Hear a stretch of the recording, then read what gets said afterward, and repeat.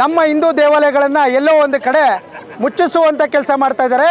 ಹಾಗೂ ಕಾಂಗ್ರೆಸ್ ಸರ್ಕಾರ ಅದನ್ನು ವಶಪಡಿಸ್ಕೊಳ್ಳುವಂಥ ಕೆಲಸ ಮಾಡ್ತಾ ಇದೆ.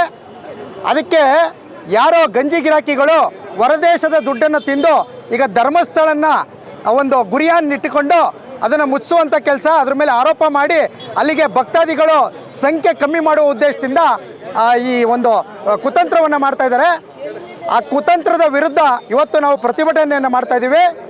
ಈ ರಾಜ್ಯ ಸರ್ಕಾರ ಪಾರದರ್ಶಕವಾಗಿ ತನಿಖೆ ಮಾಡಿ ಈ ಕೂಡಲೇ ಏನು SIT ಅವರು ಸುಮ್ಮನೆ ಕಾಲಹರಣ ಮಾಡ್ಕೊಂಡು ಅವ್ರಿವ್ರ ಮೇಲೆ ಗೂಬೆ ಕೂರಿಸುವಂಥ ಕೆಲಸ ಮಾಡ್ತಾ ಇದೆ, ಅದನ್ನು ಕೂಡಲೇ ನಿಲ್ಲಿಸಬೇಕು. ಮತ್ತು ಏನು ಈ ಗಂಜಿ ಗಿರಾಕಿಗಳು ಯಾರು ಲಂಚ ತಗೊಂಡು ಅದ್ರ ಮೇಲೆ ಆರೋಪ ಮಾಡ್ತಾ ಇದ್ದಾರೆ ಅವ್ರನ್ನ ಬಂಧಿಸಿ ಜೈಲ್ಗಟ್ಟುವಂಥ ಕೆಲಸವನ್ನು ಮಾಡಬೇಕು ಅಂತೇಳಿ ಇವತ್ತು ಪ್ರತಿಭಟನೆ ಮಾಡಿದ್ದೀವಿ.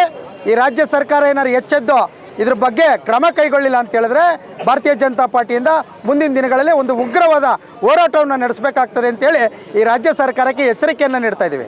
ನಮ್ಮ ಭಾರತೀಯ ಜನತಾ ಪಾರ್ಟಿ ನಗರದಿಂದ ಎಲ್ಲ ಕ್ಷೇತ್ರದ ವತಿಯಿಂದ ಸುಮಾರು ಒಂದು 100ರಿಂದ 200 ಕಾರುಗಳಲ್ಲಿ ಧರ್ಮಸ್ಥಳಕ್ಕೆ ಹೋಗಿ ದೇವರ ಒಂದು ದರ್ಶನವನ್ನು ಪಡ್ಕೊಂಡು ಒಂದು ಜಾಗೃತಿಯನ್ನು ಮೂಡಿಸುವಂಥ ಕೆಲಸಕ್ಕೆ ನಾವು ಹಮ್ಮಿಕೊಂಡಿದ್ವಿ.